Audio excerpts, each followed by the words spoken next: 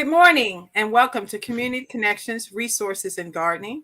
I'm your host, Quandra, and we're going to have an amazing show today. Stay tuned.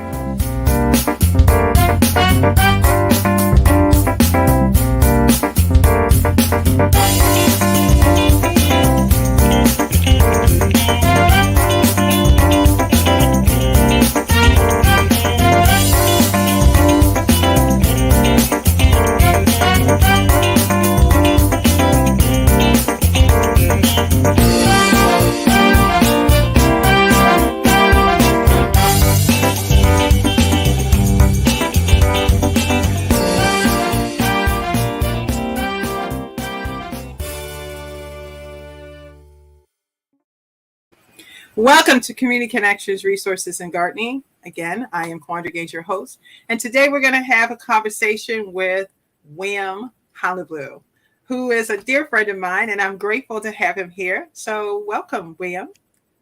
Thank you. Thank you for allowing me the opportunity to be on the show again. How are you doing? I am fine. And you? I mean, you're doing a whole lot of different things now. So what are you up to now? Oh, well, so as many people know, I used to host the USA News Morning Show, and I've switched activities since then, and I'm working with the Baltimore City Broadband and Digital Equity Office, because what we realized during the pandemic, it became very clear the gaps in accessibility, affordability, like that. Now, many of us knew that it was bad from our personal experience with the communities that we work with. But when the pandemic happened and we had to shift everything very quickly to a virtual mode, we started to see the inequities built in the system. Not just that the way that things were and the access that people had, but guess what? We got to see that some of the school systems not even prepared when they did get the resources to distribute them to the students. So we learned a lot. Mayor is committed to closing the digital divide by 2030. That's a huge undertaking. And under the leadership of Kenya Osley and Taylor Carter DeSanto, we have been making really great strides. And so we can talk a little bit more about the work that we're doing there. But we'll also talk about the Grinding Gang. That is an organization that I created years ago, that serves as the platform for me to do business consulting and things like that. It's been a really great chance for me to really get intimately involved in the business and nonprofit lives of many of the community members and organizations, so I can help them scale up and really develop the skills necessary to have the impact that they want. I'm sorry, I get really excited about this, so you gotta let me know when I need to stop and get on with the format, because I'll just keep talking. I know you will, and that's okay. So, because I also am going to be participating with the Grinding Gang, and I've actually had the opportunity of going through the scrutiny of William, as making me narrow down my business plan and different things. And it's been a challenging, but it's been a worthwhile experience, especially if you really want to be very well versed in your business, but also it shows you that you're separate. You and your business are a separate entity, and and both have to act according to Will. So, how do you feel about Maryland having its first African American governor? I got to be honest. Having the first African American governor is a cool. It's a really great symbol and a marker for a lot of the progress that has been made. But one of the things that we have learned is that skin folk don't make you kinfolk. When we take a look at Herschel Walker in Georgia, he is a Black man who is running for public office, among the highest public offices in the land. But him just being a Black man does not make him a good Black man, a good candidate. And so more than just having a Black man as governor of Maryland, which again is a huge step, and having the first Asian American lieutenant governor, like that is an amazing thing. But it is also important that Westmore is a good guy. Right. Westmore is a competent leader. I'm more Mhm. happy about that than I am about his blackness. It's kind of like with President Obama. I was very happy black man in office, especially when my kids let me understand how important it was to them. My Right. I youngest got son, my youngest son, in our house, we didn't really do like if other people can do it, we can do it. We try to you. Mhm. measure ourselves on our own capacity. Right. Remember, right after President Obama was elected, my youngest son had an opportunity. He was playing baseball. No, he was playing football, but also wanted to play basketball. And there was going to be a week or two where he had to go to basketball and football practices, playing scrimmages in basketball. And I was like, Buddha, that's a lot. If you want to do it, that's fine. But I just want you to understand what you're getting into. And Mhm. and and this is when I realized how important these symbols are. This little boy looked at me from the back seat. He said, okay, that is going to be a lot, but if America can elect a black man, I can do two sports at the same time. Now, how he really assumed one of those had to do with the other, I still don't understand. But he Mhm. showed me how important those symbols are. So I'm sure there's a kid in Maryland who's like, oh my God, Maryland, elected a black governor. That's great, and it gives them power and it gives them this idea of agency. But what's more important is that he will be a governor, or at least he portends, not pretends, portends to be a governor that will make changes to benefit the majority of people, not just those in power. That's what I'm Mhm. happiest. I got you. I appreciate that. And you answered both my first two questions. How did you feel? How do you feel about having the first Asian American lieutenant governor, but also she's the first immigrant who's ever been elected to office? Statewide. And I think that the election in Maryland is a great template for what America can be. Hmm. When you look at Maryland, we do have people like Andy Harris who won his bid for reelection in Congress, a very conservative, election denying, Nazi aligned individual. So we Person. have in Maryland. I'm not even going to front, like we got it good, but we also have a level elected officials that more accurately reflect the diversity in our community. And Hmm. again, recognizing her as an Asian American, I had an opportunity to go to one of her speeches. It's not that she's Asian American; it is the fact that she will be good at this.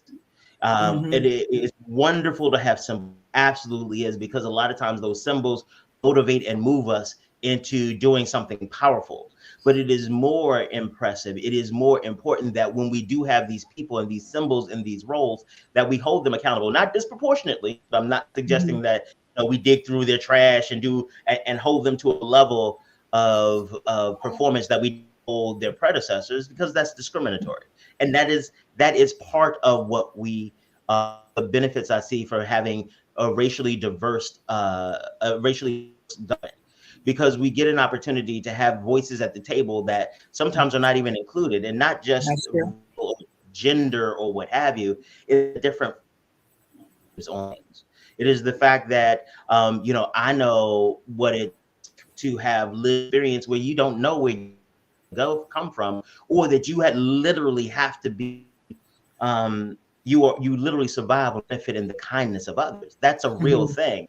And without that type of lived experience, it is difficult for you to represent individuals who do have that lived experience. When you talk about the governor and the governor elect and the lieutenant governor elect's background, they've come through the trenches. They understand not just the best that America can offer, but they also understand the worst. They Yeah. also understand what happens when the system fails you along the way through their lived experience, not what they read, what they did. What they say? Not telling you what they think; they're telling you what they've lived.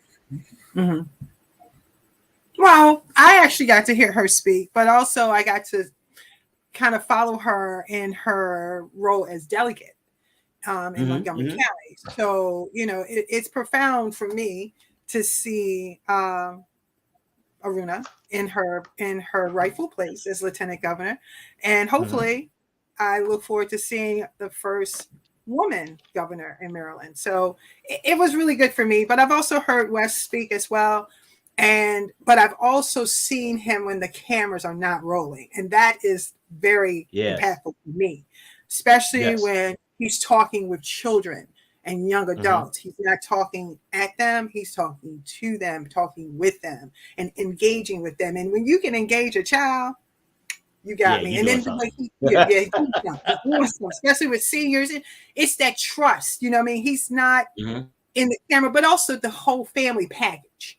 You know what I'm saying? He has a very strong wife and very supporting, and she's got her own, you know, Mm-hmm. presence and business and things of that nature. That's very profound to me. So it's great Mm-hmm. to see, like, for instance, when Obama was in office for me, it was wonderful to see the first African American family, but they didn't just, it wasn't just a family that was put together by media. They were actually Mm-hmm. doing the same things they were doing when he was a senator, or etc. So for that, Mm-hmm. I'm grateful for both our governor elect and lieutenant elect to be representing Maryland. And I look forward to, like they say, Andy Harris, he's a rare breed.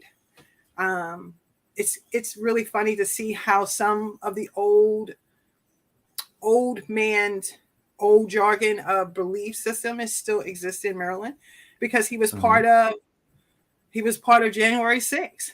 The And he was Freedom very open to Caucus, the Tea Party, all of that. that. Mm-hmm. But to your point, one of the things I think we can spend some time anchoring on is the need for authenticity and transparency in Mm-hmm. these types of relationships. It has gotten unfortunate that a lot of our politics is transactional. A lot of it is you're looking at it, not the relation, the development. Same way Mm-hmm. with we use money. We use money because our society uses money because we don't really know how to handle a fucking relationship. It's We don't true. know how to value and navigate the type of experiences that we have with each other so that we can put value on it. So what we do is that we say, hey, we need a relationship, we have money. So I don't need to be Mm-hmm. nice to you if I'm paying a bill. If I'm giving you cash, I don't need to have a relationship with you. And that transcends and that translates into our politics as well. Mm-hmm. And I think one of the things, at least that I feel about both the governor elect and the lieutenant governor elect, is that they are authentic. They're not Mm-hmm. perfect, and they don't portend to be. They don't even put that pretense out. It's like, let me, by the way, tell you about some of the stuff I've done and some of the challenges that I've faced. Mm-hmm. And they when one of the things that I learned early on in my sales career, now I in the wrong direction, but I realized how important that when people share things with you, like when you all share a bond or share a habit or something like that. So, Mm-hmm. this I started in my efforts to get sales and stuff like that. That's when when I was younger, started smoking cigarettes, because what I found is that all the decision makers would go to the garage during, every 10, every couple of hours, they would go down there. And one of them invited me one time because I had a lighter when she needed a cigarette. So she just assumed that I smoked as well. And so they took Mm-hmm. me down to the garage. She's like, hey, you want to come down with us? I was like, I was young too. I was like, okay, I don't know where we're going, but it's cool. I want to hang out.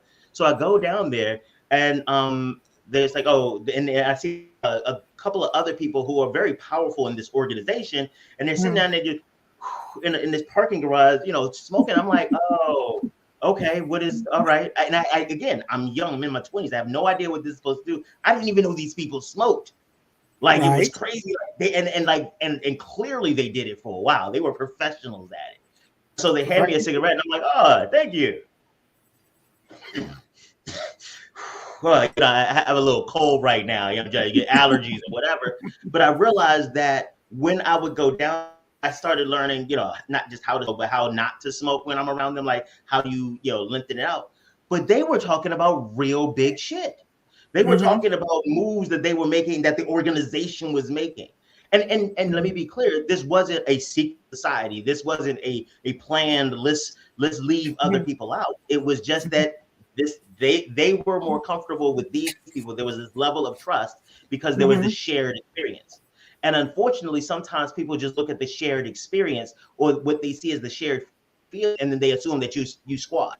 Mm-hmm. For example, Kanye West. Back in the day, I remember I was at this conference about Black leadership in the community.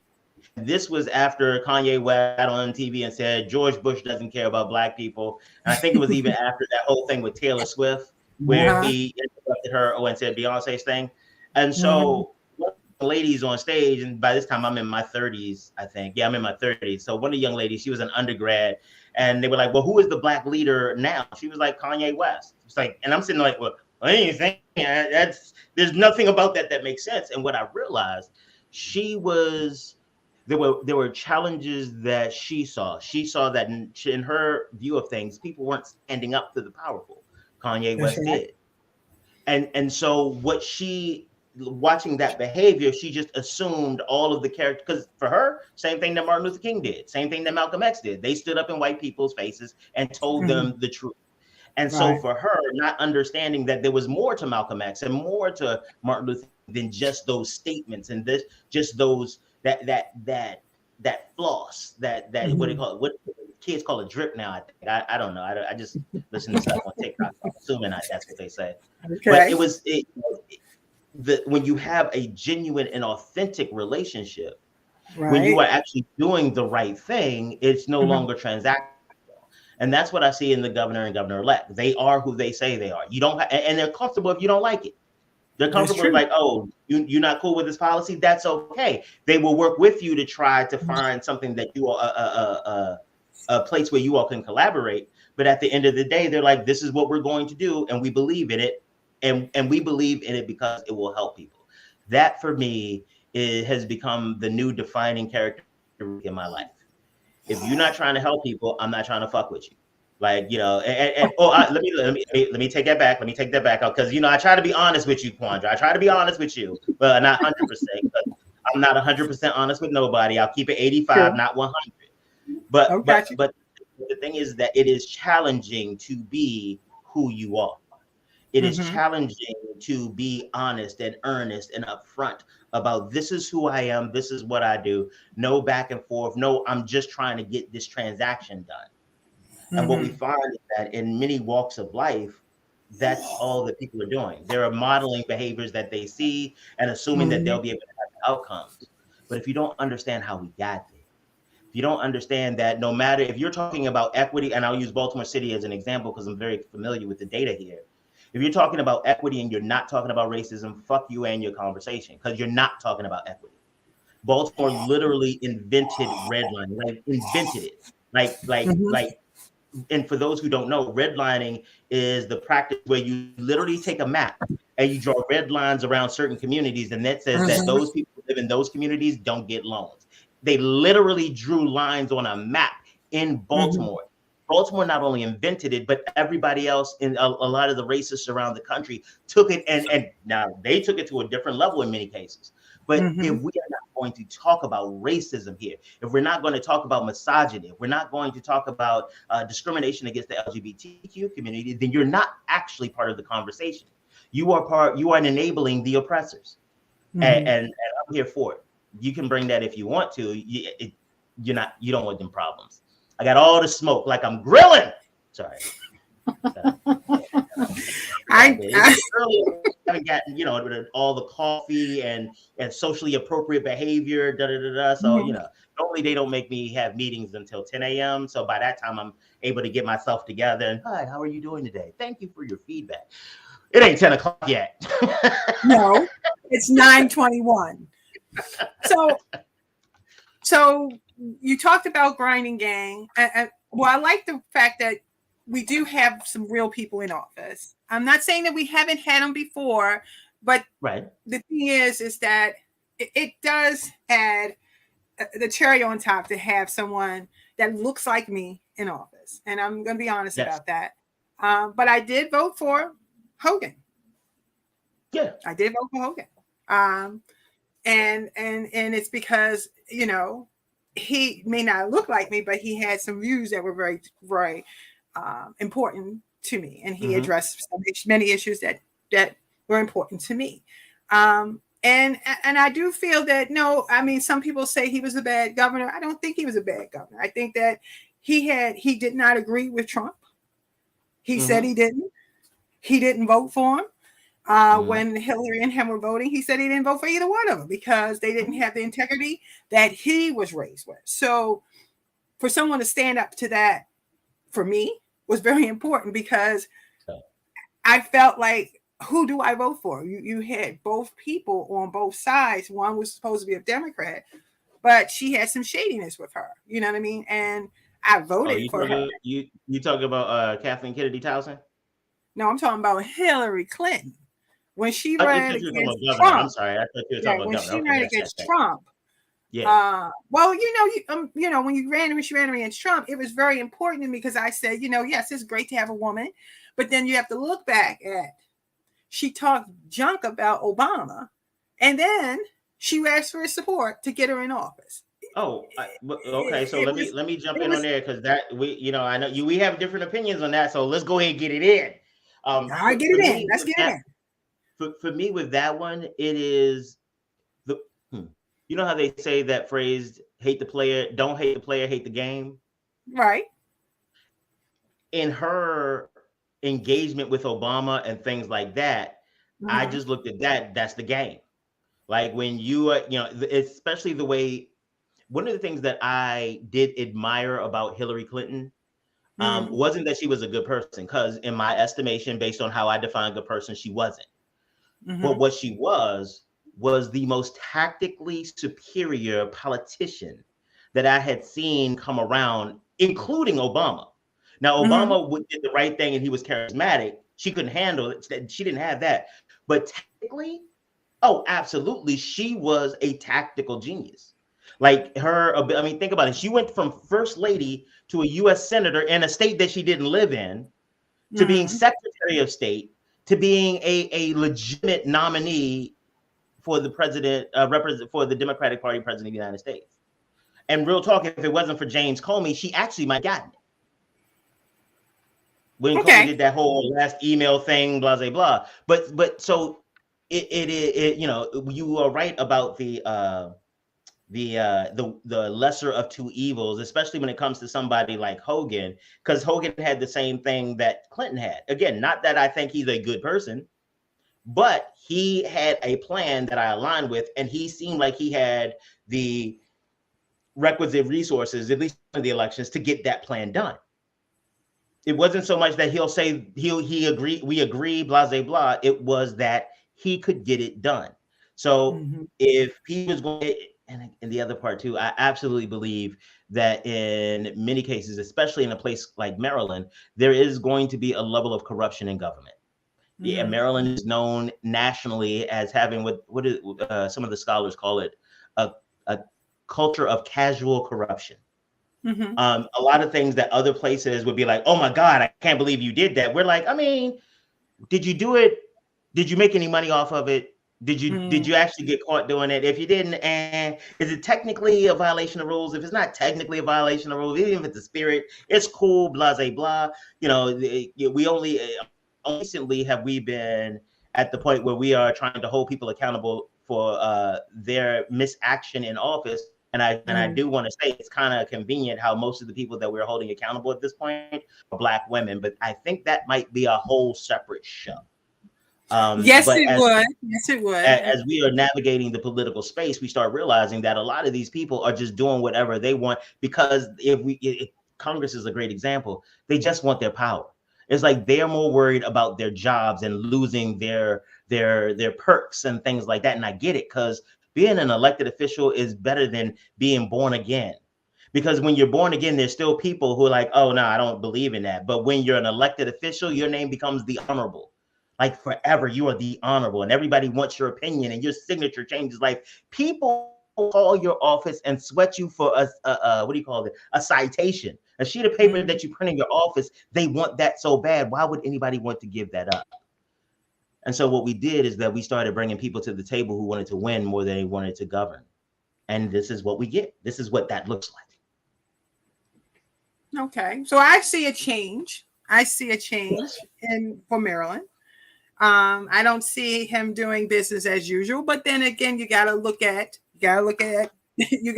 going to be before some seasoned senators, and some seasoned House representatives. You know what I mean? So the General Assembly, and they're not always so nice when you get into Annapolis. So I'm just looking up, I'm looking and hope for the best for our governor-elect. He seems to have a really good team that's going to be around him.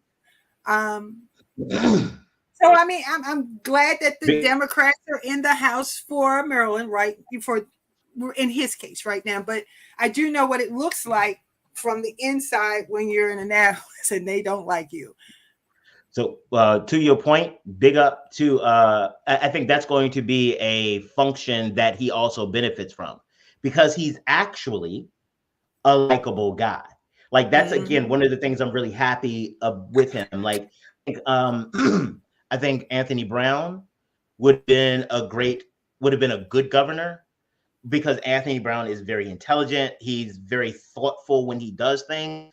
But that level of just general trust, I'm comfortable because I've known him for years, but he doesn't necessarily engender that general trust. Once he's 10 toes down. But Wes Moore comes off as just like a guy, like, and I think some of military experience, his leadership, his undergrad in the community college, as well as in 4-year institutions, that idea. And again, you are absolutely right, because again, all skin folk ain't kinfolk, and so we need to make sure that we hold him accountable to the things he said, not extraordinarily like we do the opposite that we do white guys in office, but we still need to hold him accountable. But what he gives off is I am not leaving anybody behind.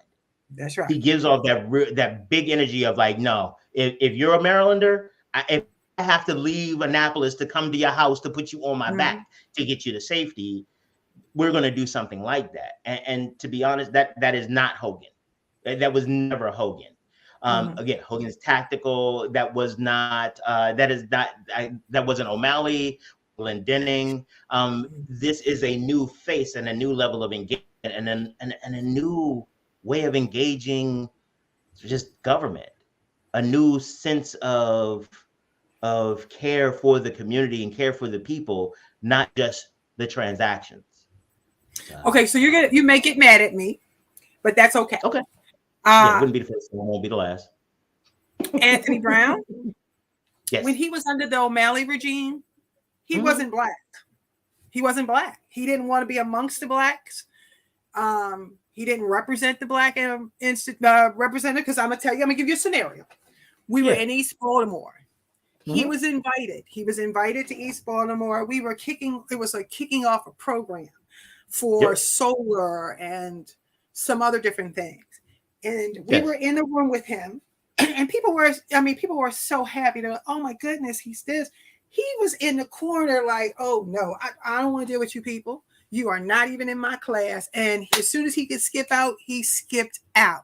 So it made me look at him in a way like, however, when O'Malley came in, he was Mr. Caviar. He came in, hello, yes, we're going to do this thing. Yeah. And it made me look at him in a whole different way. Now, when he ran this time and he got into Congress, and I think once he separated himself from O'Malley, maybe he felt that he had a bit of a voice, or it's not that. It's not that. He was like a distance from us, and I was just like, but why is he here then? If he doesn't want to be, let me. So again, I know him, and I'm not defending him, because what you're talking about is a level. It's a social characteristic, and again, I'm not suggesting that he is neuroatypical. Not suggesting, because I don't have that information. But as we are looking at people's behavior, and we we figure out, we try to determine why they're engaging in like that. Let me suggest to you another alternative. That this was a topic that he was not very well versed on, that he was learning and trying to who is who, because you know how politics goes. There's certain people, if you are seen just talking to, you may end up that's this person you support, blah, blah, blah. So what I have seen him is when he is not well versed on a subject, he gets a lot quieter because he's listening. And he also doesn't like meetings like that. Like, and this is one of the things that we bonded over. It was like, oh, it's time to go. Let's go. Click that's one of the benefits of virtual, because I could just leave them. I don't have to worry about anybody catching me on the way out. And so again, That's the reason he didn't win governor. He's not a correct charismatic person. Unlike using your example with him, O'Malley, kind of that's all O'Malley was. He was hungry, he was ambitious, and he was charismatic. You never got that I got your back energy from O'Malley. You got that for me. I got the whole we're gonna partner as long as it works for me energy.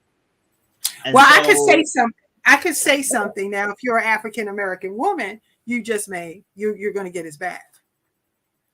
Oh, that's not the part he would be trying to give you. Not his back.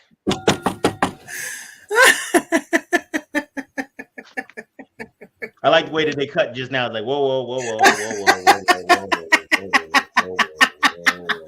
whoa, whoa, whoa. That's when you know you got a good team on your side. When they're like, okay, we they press the button, gotta stop it. You about to get sued. So what happened? Oh no, that your team took care of it. That was a production. That was a production note to let back on topic. Can someone talk to us? Are we live? We gotta come back. Yes, yeah, we're live because remember we were about to get on topic and I was about to say something, and they know I was about to say something that I might have got sued for. Well, now that I have a good government job, it may not have been something that like I might get an email on Monday. Hell, I might get an email Sunday in the direction I was going. So I thank your production team for like reining me in because they don't even know me that well, but they were like, oh no, we standing by with buttons for this one. No sir, no sir, no way.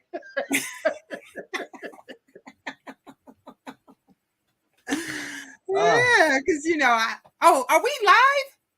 Yeah, we are. Yeah, we've been live for like 40 minutes, y'all. Yes, we're still going. This is live. We're live, Quandra. We're live. This is your show. We have people watching. So this guess is what? Real. Well, let's go with it. This is real. This is happening. Oh, that was awesome. I'm back in the note. Bye. So, I don't want you to get an email on Sunday morning, and I don't want you to get on Monday. I appreciate your team for catching me because I was getting worked up because I got certain feelings about certain things, and I think we should talk about them more. But speaking of which, there's every meeting that I'm in, I try to bring this up because I don't think anybody is talking about it enough. And while it may seem like I'm a crazy person, you take it how you want. 3 different countries have declassified information about unidentified aerial vehicles, like UFOs. They've declassified it, and these vehicles move in a way that no known Earth-bound vehicle can move. And they've been intercepted by military airplanes in 3 different countries. Hell, even the United States Congress had a hearing on it. And so I just try to make sure that everybody is up to speed on the whole alien potential thing, because that'd be a horrible thing just to wake up one morning and it's just shocking to you. It's like, no, they've been here. Let's go. Okay. But you know what? Okay, so we're going to talk about that. There is research that there have been beings that have come from other planets, and they've had them. They have them in this undisclosed areas under different things. Now, I don't know if that's factual or not, but I had the opportunity of going into a Midwestern town, and they have these circles, like these different, like some kind of like symbols. The crop circle thing? Yes. So that kind of creeped me out a little bit, especially after seeing, First Encounters. Close Encounters of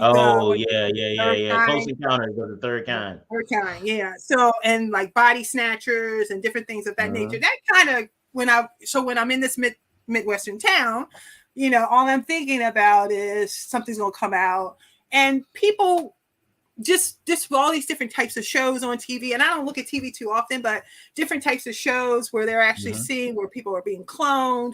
Now food is being cloned and all kinds of different things. It just makes me look at it from a research point of view that this has always been done.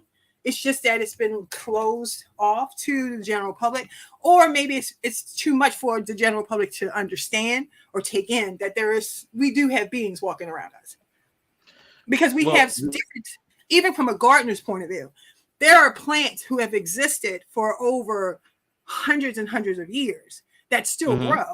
You know what I'm saying? Yes. In Maryland and different parts. So it doesn't sound too off circle for me to see that, or to realize or to think that there is another being outside of us. And I think the thing with the alternative beings is that, to your point about the soils and things like that, just because the vehicle's a little bit different. A lot of the Mhm, stuff that you may be talking about doesn't mean that it was sentient. It was done sentiently.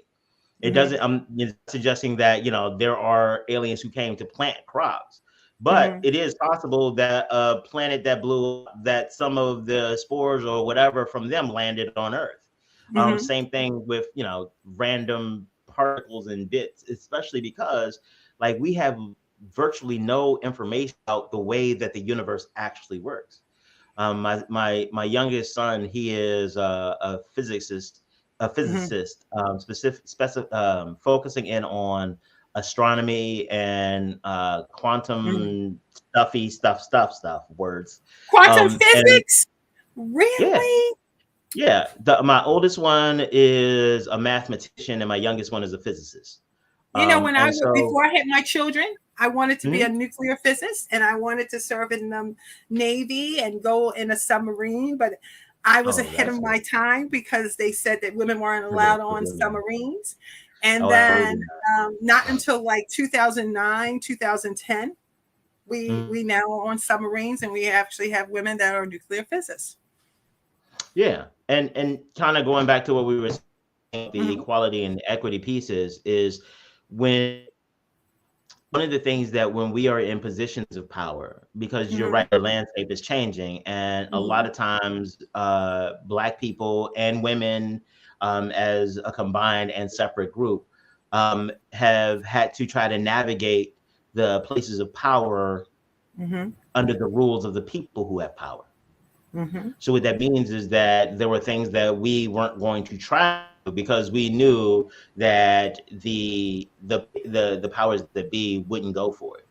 And Hmm. so as we are developing greater agency, as we are have in positions of power to make decisions that affect others, it becomes Hmm. incumbent upon us to make sure that we are not just mimicking the behavior of the oppressors, recognizing, the best example of this is going through the cycle of going from child to parent, and Hmm. the recognition of just how different things are. There are things, because you don't have experience, you've made up a story. Like I tell this all the time. My youngest son, he had a babysitter who took incredible. She wasn't even a babysitter. She was really part of the family, to be honest. And she would just, Okay. we was spending more money on him. We were actually giving her each week. It seemed like, because we would go to Hmm. McDonald's and she'd buy him little clothes and stuff like that. And so one day he was in the car. He was like, "Can we go get the McDonald's?" And Hmm. I said the traditional parent line, "Well, you got McDonald's money?" Because I ain't got McDonald's money. And this is what he said to me. He said, "Well, why don't you just go to Lisa's bank? Every time I ask her for McDonald's, all we have to do is go to her bank. She presses the buttons, put her card in, presses the buttons, Hmm. and the machine gives her money, and we can go to McDonald's. You just need to find out where her bank is so that you can get that too." Oh, God. But Now, from a child's perspective, how often are we that in business? Oh, all I gotta do once I know you working with clients who are like, oh, they hear that there's an energy assistance program. All I gotta do is send them my application, and I'll be able to get it in a couple of days. Whoa, slow your roll. Do you have all not your in this paperwork? world. Do you have right? And so, but looking from the outside, when they see the Mhm, news articles that says it's fully funded program and this person is getting help and that person is getting help and this is what they're going to do, they create this story in their head because they don't have the lived experience. They've not gone through this process. So they're sitting there like, oh, this is going to be easy. We do the same with business. We do the same with politics. I've seen a number of politicians, the ones that I supported and work with, many of them start off very idealistic with these goals, but the reality of getting stuff done hits them. And it's people don't disagree with a lot of the plans because they're not good ideas or they were not functional. It is that I have a separate agenda that has nothing to do with those plans that I am navigating through. And if you mhm, think that you're coming to the table just with good ideas and everybody's like, oh, wow, you have the better idea, we're just going to go with it, it suggests that you're going to, those are the people who tend to, in my experience, tend to transition very quickly and become something that they weren't to begin, weren't before. because when you come into the table with this idea that everything's going to be easy and it's not, now you're looking for the best way to get what you want to get done. And normally that's for the people who have the requests. Now, Like, see, oh, I'm going right back to alternative. What are the UFOs and the sightings? Did you see the youngest son of Donald Trump? Do you see? He just looks like he's like 7 foot, and he's I don't know how tall he is. like Lurch. He looks like Lurch, like almost like from the Monsters, or is doesn't he look like an alien? Kind of. I mean. Yeah, but what I've been told, and I have not been able to verify this independently, but he is also neuroatypical. I think what I have been told is that he is on the spectrum. Okay, so he's on the spectrum. Spectrum. And so while his family is tall, so while he is abnormally tall, again, his grandparents from Slovenia, they're very tall as well, at least his grandfather. And so that'll explain his height, but also the way he presents may have to do more with not understanding the social cues and engagements around autism than it is any type of. Okay. So he has. Okay. So I can. Okay, and again, I have not confirmed that independently. I just want to say, I ain't trying to get in no trouble. But that is what I've been told about him, that he is neuroatypical, and what I've been told is that he's on the autism spectrum. That behavior and that presentation may be more about the size is just like his family, like they some big people, but his presentation may really be about his the way that he processes. He's on the spectrum. So if he's on the spectrum, I'm going to back off away from him. But his father is the Antichrist. He is Damien. As far as you know, remember the Omen? No. Yes, he is. His father is not the pawn of his not the Antichrist. His father is the pawn of the Antichrist, because the Antichrist would be that stupid. Let's be clear. We try to ascribe Antichrist to just bad people. No, Antichrist is, in order to achieve what the Bible says will happen, the Antichrist needs to be brilliant.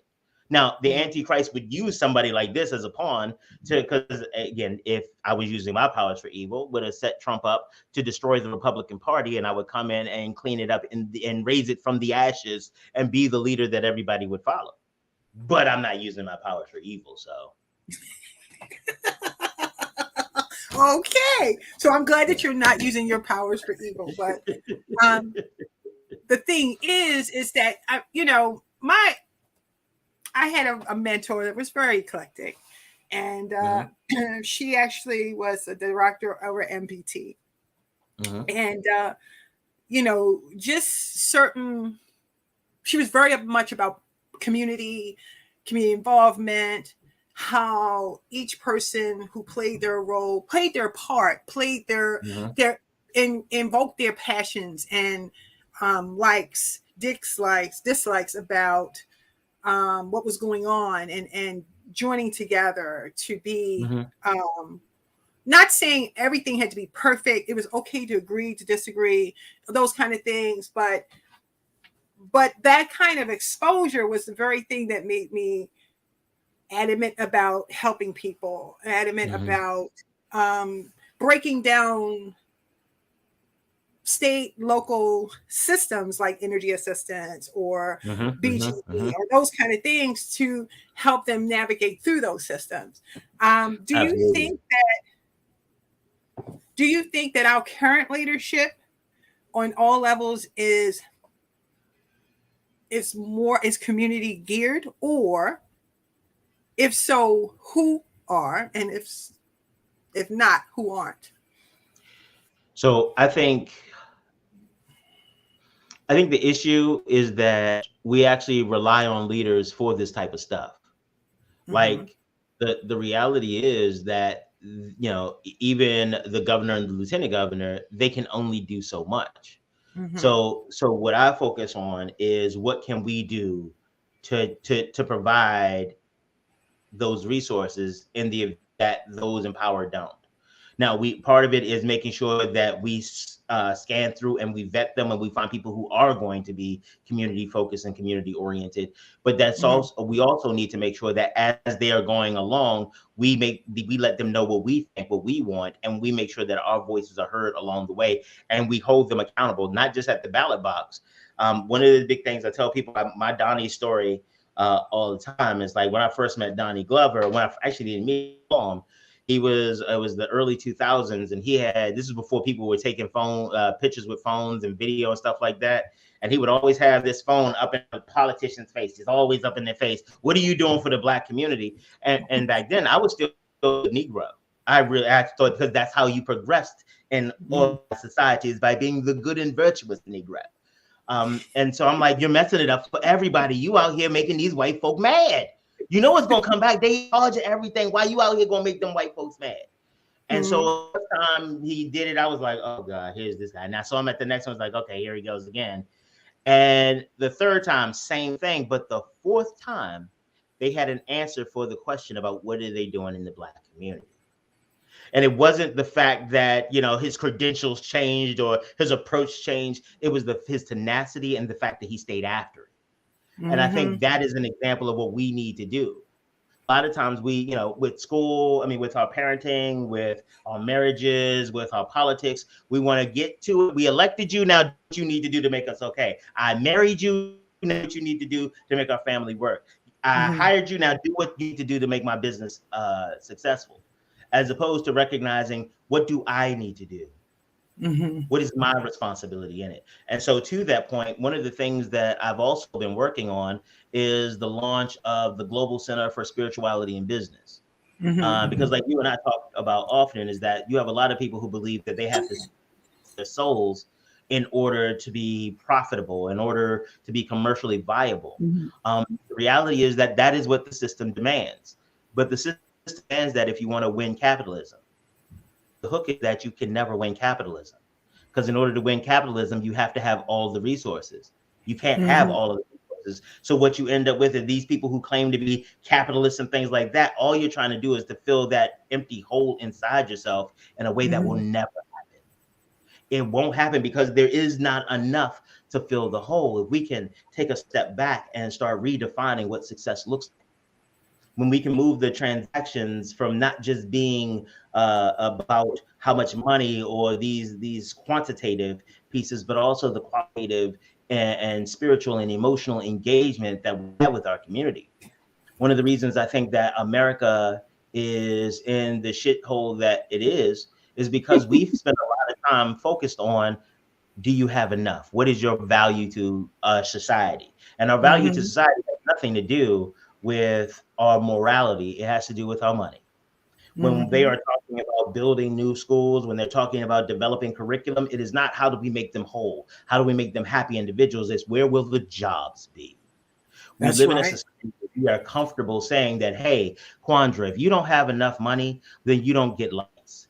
Hey, Quandra, if you don't have enough money, I will literally be able to sit with a needle that has the chemical necessary, in most cases funded by the government in research, but the chemical necessary to save your entire life. This one injection, but your insurance doesn't cover it. So now I am comfortable watching you die.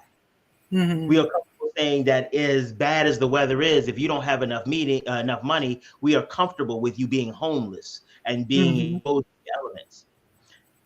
This is where we live. Why it a surprise when our politicians reflect those values?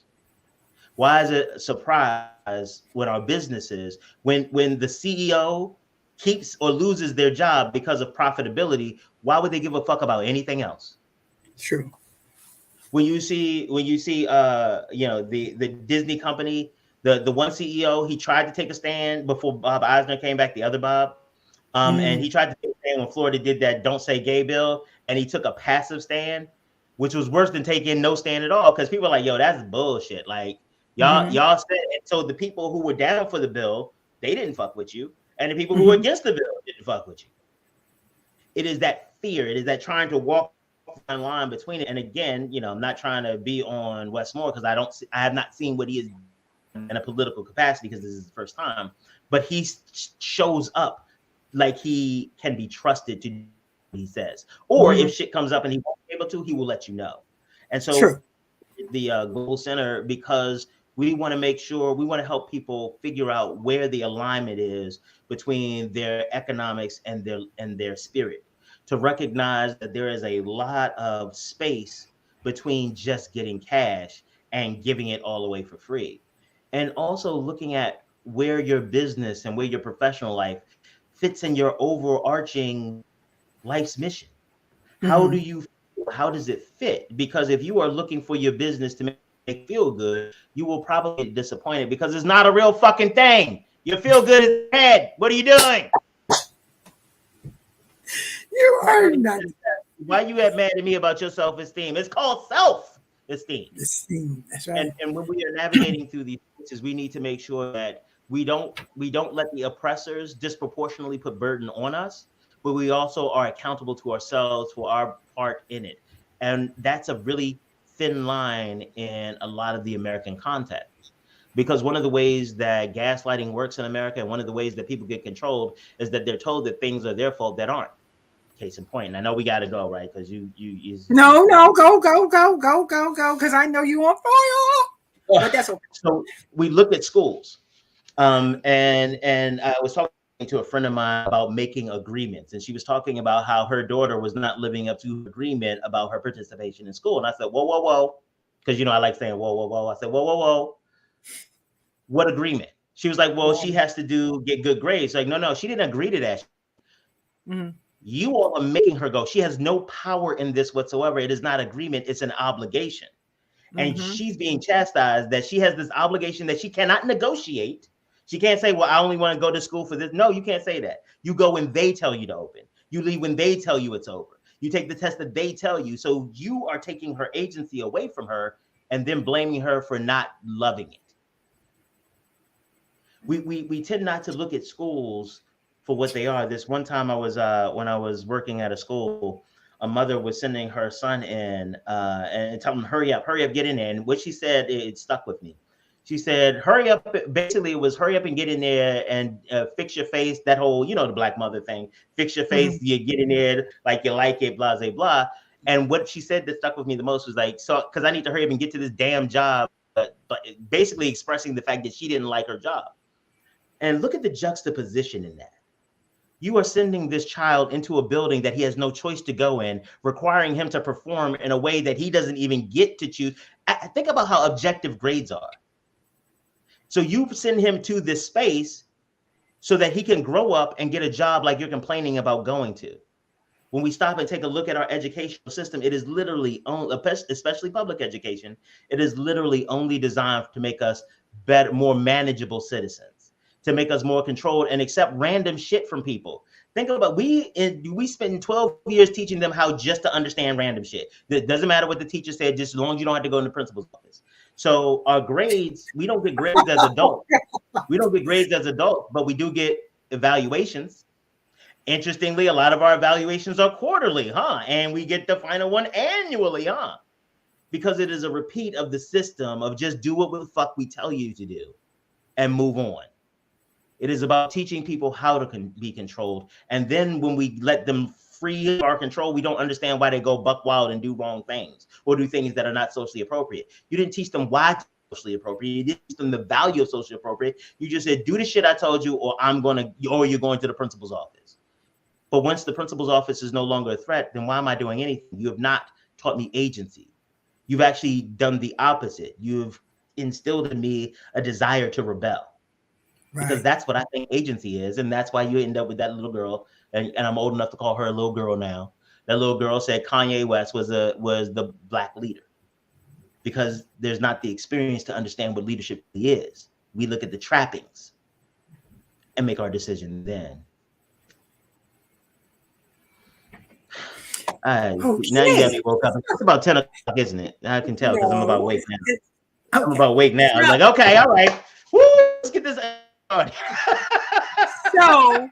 All right. So with the election, okay, not only with the governor and lieutenant governor, but the school board, we actually have people that were elected Big up to community Ashley members on the Esposito. school board. Yes, Esposito. So, do you think that that was a decision that was made as a result of the school board not being working inadequately? Well, I think one of the things that we're doing in Baltimore, and one of the challenges that I have with education in general, is that, like I just said, about it being designed around just making them good employees for somebody down the road. Uh, all of education, all of traditional education that we do, it is designed to make them better employees, more compliant citizens. And so, and I think that's the juxtaposition, because there are many of us who believe we see the potential and the power of schools as a transformative entity that can help these students and these communities where they're located. But the challenge is that they control, it's not about the relationship. It's about the metrics. Whether it's test scores or cash, it is designed around removing the relationship. Now, I don't want to make it sound like we let people do what they want, because the opposite, they're placed in the middle, because if you just let them go, then their personal prejudices, your system is only as good as their capacity or their lack of capacity. So that's why there needs to be these systems in place, but there also needs to be a way to measure the effective system, but also measure the humanity of the system. Okay, because but when you adjust a number with Baltimore City not working, it is that I think that has limited the growth and the outcomes for Baltimore City. And I think moving to at least having a publicly elected school board is going to be very helpful, because it brings an opportunity for community accountability into the conversation that didn't exist before. Like, it's a whole ass thing when the mayor of Baltimore City doesn't have real direct control over the school system, but because he's the mayor of Baltimore City, everybody blames him for the situation in the schools. Like, but that is also part of the fact that we have not taught agency in civics. We've not taught people how this actually works. We just tell them to show up and vote. Who? Here's a list of people to vote for. Well, what do they stand for? Well, here's some bullet points. It is I need to just give you enough money, enough information, so that you can make the decision that I want. And let's be honest, we do this with kids too. Like, I want my kid to think for themselves until they tell me no. Whoa, what happened there? What you mean no? Well, I don't want to do that. Well, you better. Well, how is that for them thinking for themselves? Unless you follow that up with, you can think for yourself, but the reality is of life that sometimes you don't get to make your own decisions. And thereby teaching them to appreciate agency, not just assuming that one day they'll magically get it. Okay, so with everything that you've said about, for me, the school board needs a purging, because you still have people who have been appointed by past mayors. O'Malley, he still has 2 or 3 appointments on the I didn't know it was 3. I thought it was 1 or 2. One of the things, what is the challenge with the longevity? Well, it's not. Well, the thing is that we don't hire local. I don't care where we are. Police department, we always hire nationally when we have talent here. We have talent in Baltimore the talent a lot of the talent in Baltimore does not want the jobs that their talent commands, because of the socioeconomic circumstances and some of the structural issues. Like I said, Baltimore has structural issues that are designed on purpose to keep certain communities down. We are not going to address that. There is the location of people and their impact on the community is their location and the inability to attract local individuals to participate in some of these things, I think, is a function of the history, that type of inequality. So like one of the things that we're doing in the Office of Broadband and Digital Equity is that we're pulling together a work group to help us create or update our digital equity framework. Because that framework is how we make decisions about where we invest money, how we set up standards and those types of things.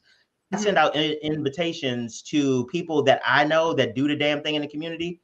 I hit one of them up yesterday. I was like, yo, the meeting is going to start next week. I haven't heard back from you. He was like, oh, that was you? I just saw something from Baltimore City and said, fuck it, I'm not going to participate, because Baltimore City I've tried to work with Baltimore City in the past, and they on da. So when you say that, that's why they bring people from out of the city, is because as a city entity, as city agencies, we don't take responsibility of the fucked up that we've done.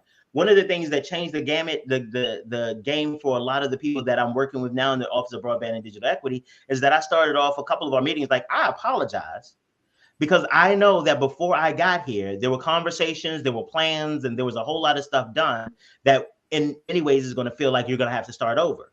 I apologize to you for that. I know that you've been working on this stuff, but there's not really much I can do because I don't have that institutional memory. And that really changed that really changed the dynamic, because we're frustrated because, oh, well, here we go again, just like Baltimore City, blah, blah, blah. But what you realize when you look at Baltimore City is that the talented people hired out fast. People use Baltimore City as a training ground. And a lot of these cities, a lot of cities and disinvested communities do this, or this happens in a lot of them. Like, they create these hospitals in disinvested community to do cutting edge stuff. And once they have the reputation, then they get hired by Mayo Clinic, or they get hired by these other places. Who start these programs in communities to see if they work, because the communities don't have nothing. So if nothing else, you're just doing something good for them. And then once you've mastered it, when you've mastered your KIPs, when you've mastered your NAFs, then you take them to other places. You take them to other places so that you can be, and again, because we don't pay enough. We don't. Why? Because we don't have the resources. Why? Because we have not invested in our communities. Why? Because we wanted to make sure a certain group of people had what they wanted. And so not everybody. Okay. So, okay. I get it. Baltimore, I'm going to still say Baltimore City is the greatest city because I live here. But their government, for me, I think the whole infrastructure needs to be torn apart and started over. I think ownership in Baltimore, the fact that the state still governs our schools. I remember when my daughter was 9, when the state took it over. Why don't we have what was it? Misappropriation of funding and lack of leadership. Not misappropriation. It was the funding didn't make sense. So a couple of things that happened was that the results in Baltimore City, the school results, the results and things like that, have not often been stellar, but people don't take into consideration that it's the socioeconomic, not the education. So what they have done is that they've moved. I remember I had an internship in 1995 in Mayor Schmoke's office. The most exciting thing that I did was to send a 13-page fax to Seoul, Korea, because that was my first international fax. It was a waste of my time, except for this one other thing. I was at a press conference that, the mayor has his daily press conference during that time or whatever. And it was about the schools, and it was snowing. It was bad. And it was a Friday, and every other jurisdiction had closed down except for Baltimore City. Yes. Except for Baltimore City. And Walter Ampry was the CEO of the school, the superintendent of schools at the time.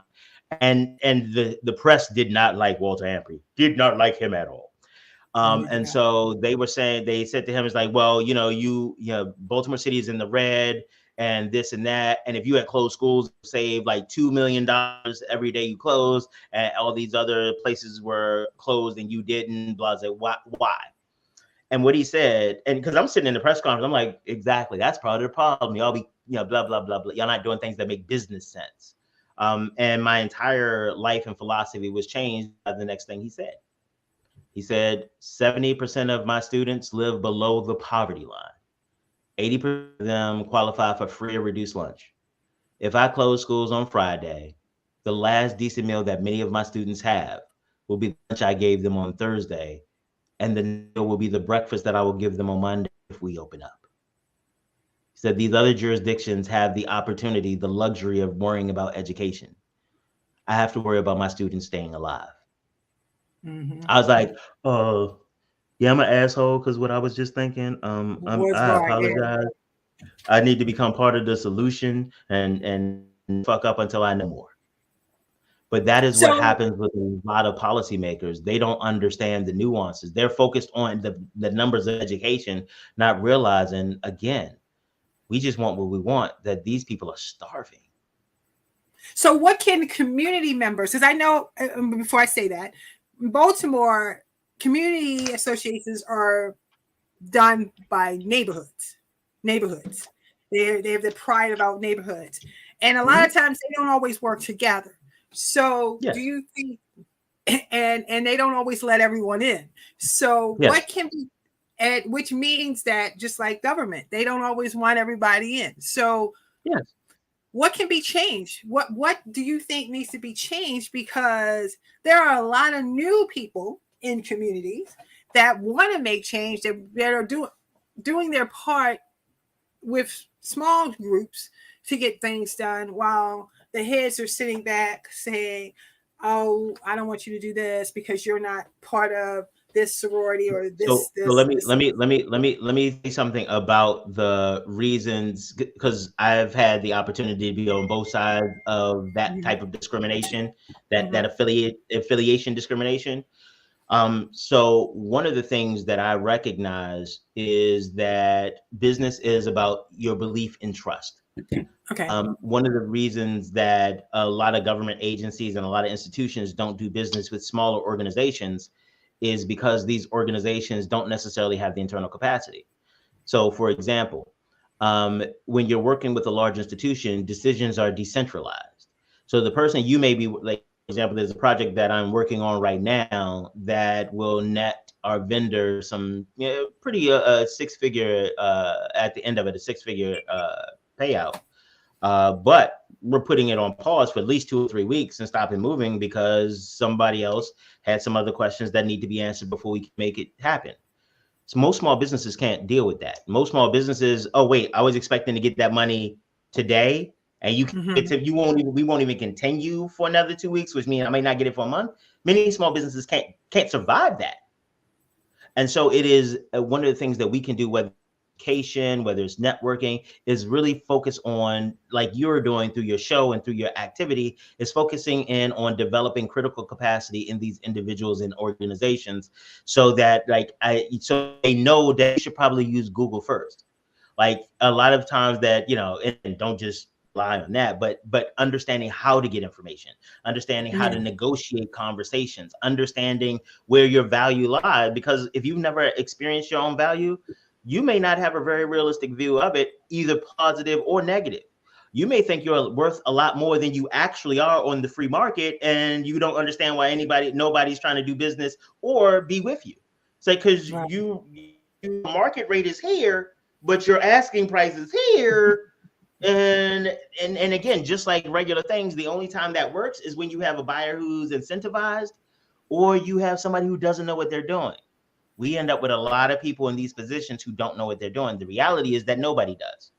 Everybody Mhm. who in 2019 wrote out their 5-year plan, all of them are fucked up and wrong, because Right. everybody's 5-year plan out the window. So we're all guessing every day. And your experience and your character gives me more capacity to be comfortable with your guesses. So if we're going to make changes, if we are waiting for a politician, a company, or institution to do it, that's what we've already done. That's how we're Right. still here. If we start looking at each neighbor, and I told you my philosophy, I live my life by the idea that if I want to solve any problem, I figure out how to help one person. When I couldn't figure out how I shine my business, I found an organization and I said, hey, let me help you build your nonprofit on me. And what it did is that by helping them, it taught me some of the things that I thought were wrong. Some of the things that I thought how things should work didn't work that way, but I was only able to learn that because I decided to help one person. Ooh, that is powerful. So, in order to be, for me, this is how I'm getting it. And then Mm-hmm. I'm going to give my synopsis, my scenario, and then we're going to wrap this up. But Yep. it is valuable. It is important that every person realize that community doesn't just mean a group of people. It means one or two people doing good in the community. If you see something in your community that needs to be done, then I would say rather than wait on someone, you devise the plan. You Absolutely. gather your own team and then you execute it. And then if other people want to join in, be open to new ideas on how to do it. Because if you don't, we're gonna be in the same boat that we're in now. If you're dependent on politicians, you have to realize that you're putting them in office. And if you want them to do the things that you need in your community, it is time that you start electing people that have the same ideas and make them accountable once they get into office. On that note, I want to say thank you, Will. Thank you, William. You're welcome.